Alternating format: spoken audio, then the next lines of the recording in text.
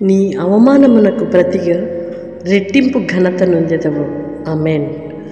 ప్రభునందు ప్రియ సహోదరి సహోదరులారా, యేసుక్రీస్తు నామములో మీ అందరికీ శుభాలు తెలియజేస్తున్నాను. మీరు ఎలా ఉన్నారు? వాగ్దానపూర్వకంగా సెలవిస్తున్న మాట, మీ అవమానమునకు ప్రతిగా రెట్టింపైన ఘనతను పొందుకుంటారు అని.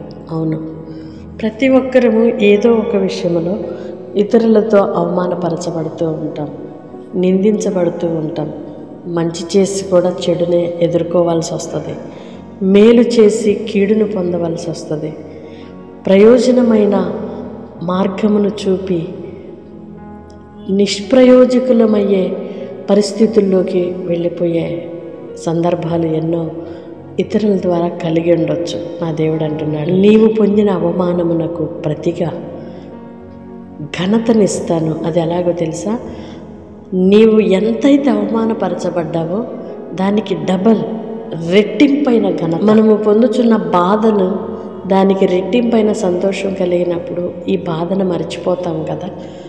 దేవుడు మన హృదయానికి కలిగిన గాయములను కట్టి రెండవదిగా సంతోషాన్ని, ఘనతను, ఆనందాన్ని కలుగు చేసే దేవుడు కనుక ప్రియ సహోదరి సహోదరుడా, మేలు చేసి కూడా కీడు పొందుతున్నావా?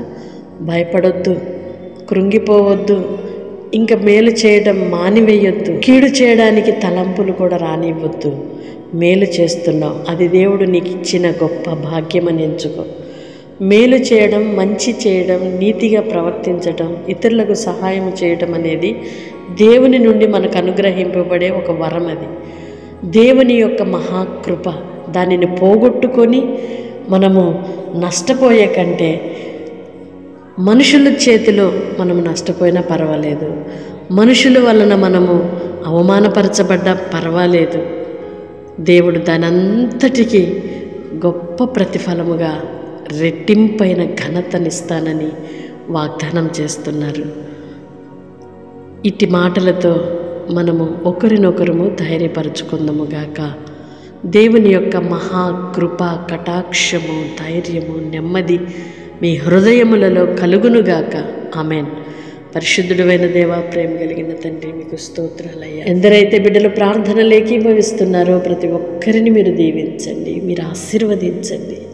అనుదినము అనుక్షణము కనుపాప వలె మమ్ములను కాపాడుతున్నారయ్యా. తల్లి మరచిన మరువని దేవునిగా, తల్లి కంటే మిన్నయైన ప్రేమతో మమ్ములను ప్రేమిస్తున్నారు. తండ్రి వలె బాధ్యత వహించారయ్యా మా ఎడల. మీకు స్తోత్రాలు చెల్లిస్తున్నాను. మా ఎడలు ఎంత గొప్ప కృప చూపినందుకే కృతజ్ఞతలు నాన్న. నీ పిల్లలు నాయన మేలు చేసి కూడా కీడును పొందుచున్న వారిని బట్టి ప్రార్థిస్తున్నాను. అవునయ్యా, రెట్టింపైన ఘనతనిచ్చే దేవుడవు. కొన్ని సందర్భాలలో మా యాత్రలో మంచి చేసి కూడా చెడును ఎదుర్కొనే పరిస్థితులు, మేలు చేసి కీడును పొందుకునే పరిస్థితులు ఈ ఆత్మీయ యాత్రలో మాకు కలిగినప్పటికీ కూడా వాటన్నిటినీ కూడా అధిగమించగలిగిన దైవ శక్తిని మేము పొందుకొని మీకు సాక్షులుగా బ్రతుకున్నట్లుగా సహాయం చేయమని వేడుకుంటున్నాము. నీ పిల్లలు ఇంతవరకు అనుభవించిన అవమానమును అయ్యా, సిగ్గును కొట్టివేసి రెట్టింపైన ఘనతను, సంతోషమును, గౌరవమును వారి జీవితములలో అనుగ్రహించమని కోరుకుంటున్నానయ్యా. మీ స్తోత్రాలు చెల్లిస్తున్నాం. అవమానించబడిన స్థలములో వారు ఘనపరచబడాలి. ఎక్కడైతే ఏ మనుషుల చేత నిందించబడుతున్నారో అక్కడ వారు తల ఎత్తబడాలి.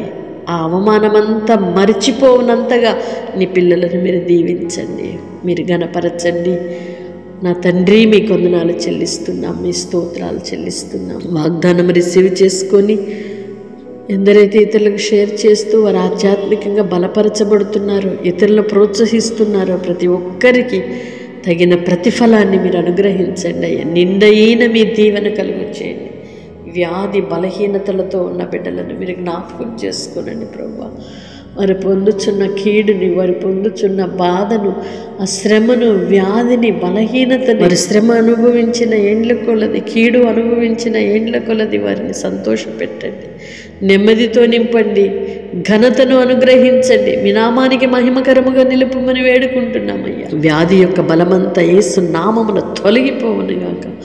శరీర బలహీనతలు నాయన, మానసిక బలహీనతలను తొలగించండి ప్రభు. కుటుంబాలలో సమాధానమును స్థిరపరచండి, సఖ్యతను కలుగు చేయండి, కుటుంబాలలో సంతోషాన్ని అనుగ్రహించండి నాయన. ఈ స్తోత్రాలు చెల్లిస్తున్నా. నీ పిల్లలు పనిచేస్తున్న స్థలాలలో, వారి మార్గాలలో, వారి ప్రయాణాలలో, వారి కుటుంబ జీవితాలలో, వారి నిర్ణయాలలో నా తండ్రి, వారి ఆలోచనలన్నిటిలో నాయన మీ ఆశీర్వాదం ఉండునుగాక, కృప కలుగునుగాక, సమాధానము కలుగునుగాక, నిండైన మీ దీవెన పిల్లలు పొందుకొందురుగాక. నానా మీ స్తోత్రాలు చెల్లిస్తున్నాం. యెహోవా కొరకు ఎదురు చూచిన వారు నూతన బలము పొందుతారు అని మీ లేఖనము సెలవిస్తుంది. అవునయ్యా, మీ సహాయము కొరకు ఎదురు చూస్తున్న నీ పిల్లలు, మీ తట్టు చూస్తున్న నీ పిల్లలు, మీ యందు నిరీక్షించిన నీ పిల్లలు అధిక బలము పొందుకోవాలి, కృప పొందుకోవాలి, శక్తితో నింపబడాలి, మీ సాక్షులుగా నిలబడాలి, మీకు మహిమ ఘనత తెచ్చేవారిగా ఉండాలి. అట్టి దీవెన కలుగు చేయమని యేసయ్య నామములో ప్రార్థిస్తున్నాను తండ్రి. ఆమేన్. దేవుని కృప మీకు సమృద్ధిగా కలుగునుగాక. మీ అవమానమంతయు కొట్టివేయబడి నా దేవుడిచ్చే ఘనతను పొందుకుందురుగాక. అట్టి నిరీక్షణ గలవారిగా, విశ్వాస ధైర్యము గలవారిగా కొనసాగదురుగాక. వాగ్దానం మీరు రిసీవ్ చేసుకొని ఇతరులకు కూడా షేర్ చేయండి. దైవ దీవెనలకు మీరు పాత్రులుగా మార్చబడండి. May God bless you all. Praise the lord.